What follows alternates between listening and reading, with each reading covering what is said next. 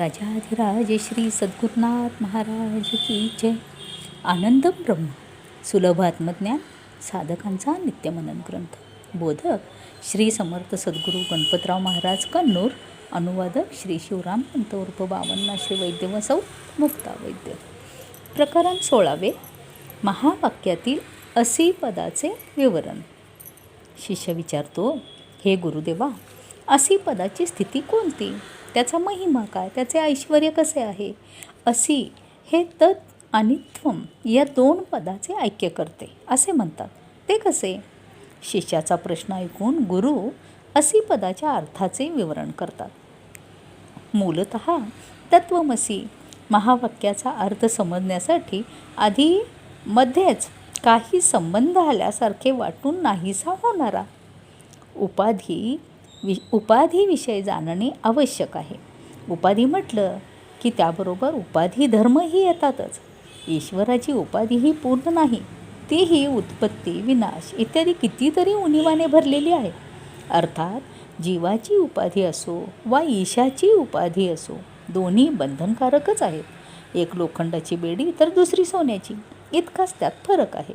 ईश्वराला आपल्या निजब्रह्मस्थितीत सुख मिळाले, जगाच्या खटाटोपात नाही. म्हणूनच तो वैराग्याने स्मशानात जाऊन आत्मध्यानात सुख प्राप्त करून घेतो. त्याशिवाय नाशकार्यात त्याला सुख कुठून मिळेल? तात्पर्य केवळ आनंदैक्य रसमय सुख विश्वाच्या उत्पत्ती स्थिती लय करता असणाऱ्या ब्रह्मादींनाही दुर्लभ आहे. जगत रक्षणाची जबाबदारी घेतलेल्या विष्णूचे कार्यच पहा ना. अवतारी शरीर घेऊन भूतलावर येऊन कितीतरी दुष्टांना त्याला ठार मारावे लागले. संहार कार्य सुखरूप कसे असू शकेल? सारांश काय तर उपाधीचे अवलंबन केल्याने सुख आणि मुक्ती कदापि साध्य नाही. उपाधी ही काही काळ सत्य असल्यासारखे वाटून नाहीशी होणारी खोटी दिखाऊ आहे.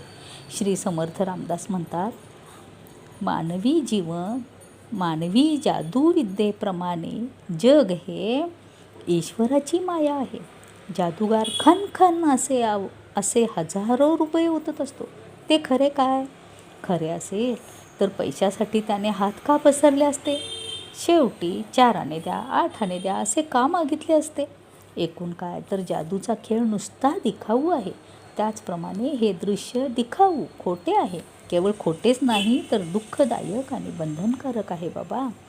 तत्वमसी महावाक्यात तत् आणि त्वम अशी 2 पदं आहेत.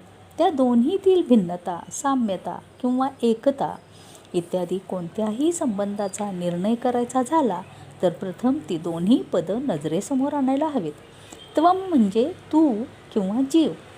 तो दिसायला आकार, नाम, रूप, गुण युक्त आहे, पण शोधाल तर सच्चित आनंदरूप आहे. आता तत् म्हणजे ते ईश्वराचे निजस्वरूप असलेले सत्यम, ज्ञानम, अनंतम परब्रह्म होय. परीक्षण करून पाहिले तर सच्चित आनंदच सत्यम, ज्ञानम, अनंतम या निर्णयाने त्वम हेच तत् आहे. अर्थात 80 पद आहे हे सिद्ध झाले. त्वम आणि तत् एकच आहेत. याला घटाकाश, मठाकाशाचा दृष्टांत देता येईल. घट आणि मठ या दोन्ही उपाधीमुळे आकाश, घटाकाश, मठाकाश असे 2 दिसते. यातील घट आणि मठ या उपाधी एकच होऊ शकत नाहीत, कारण घट लहान आहे तर मठ फार मोठा आहे इत्यादी.